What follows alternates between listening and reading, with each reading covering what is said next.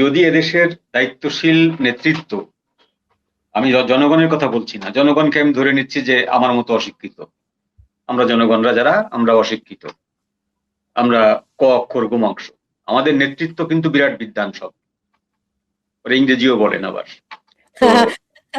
তো এখন এই নেতৃত্ব যদি মনে করে যে ভারত ছাড়া তারা বাঁচতে পারবে, তাহলে তাদের মুখে ভারত বিরোধী স্লোগানগুলো কোনো অপরাধ না, কোনো অন্যায় না, এটা খুব যৌক্তিক কারণ আছে। কিন্তু এই নেতৃবৃন্দ ফাঁপা বুলি দিয়ে তো জনগণকে বাঁচাতে পারবে না।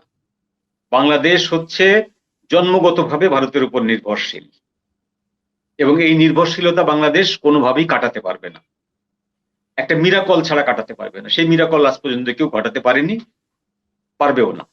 তো আপনি তিন দিক থেকে ঘেরাও হয়ে একটি দেশে 4200 মাইল হচ্ছে আপনার সীমান্ত, এবং সেই দেশটির বুকের ভেতরে আপনি পড়ে আছেন, সেইখানে বসে আপনার আপনার যে সবচেয়ে বড় নদী, 53টি নদীর পানি আপনার সেই দেশের উপর দিয়ে বয়ে আসে, আপনার বাতাসও হিমালয় থেকে যে বাতাসটা আসে সেই বাতাসটাও সেই দেশের উপর দিয়ে বয়ে আসে। তো এরকম একটি জায়গায় আপনি সেই দেশের সাথে শত্রুতা করতে পারবেন না, এটা হচ্ছে বাস্তবতা। তো সেই বাস্তবতার নিরিখে ইউনূস সাহেব চলেননি।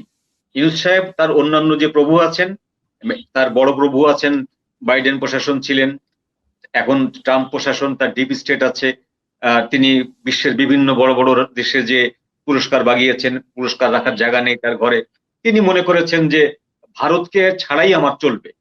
এটা হলো দিনের বেলাকার কথা। কিন্তু রাতের বেলার কথা হচ্ছে যে তিনি তার 18 মাসের সময়কালে 18 দুগুণে 36 বার অন্তত ভারতের কাছে রিকোয়েস্ট করে চিঠি পাঠিয়েছেন, খাদ্যপণ্য যেন বন্ধ না হয়। তাই তো? এটা আমরা জানি, এটার প্রমাণ আছে, চিঠিগুলোর প্রমাণ আছে। তো এখন একটু আগে আপনি যেটা বলছিলেন, আমি সেই কথায় আসি, যে বাংলাদেশ ইউনূসের আমলে 3 বার চিঠি দিয়েছে ভারতের কাছে। ভারত 3 বারই বলেছে আমরা তথ্য বিশ্লেষণ করে আমাদের মতামত জানাবো। তারা মতামত জানায়নি। বিএনপি সরকার ক্ষমতায় আসার পরে একবার চিঠি দিয়েছে ভারতের কাছে, এবং স্পষ্ট করে শেখ হাসিনাকে এবং আসাদুজ্জামান কামাল খানকে ফেরত চেয়ে। ভারত সেই প্রস্তাবটা নাকচ করে দিয়েছে।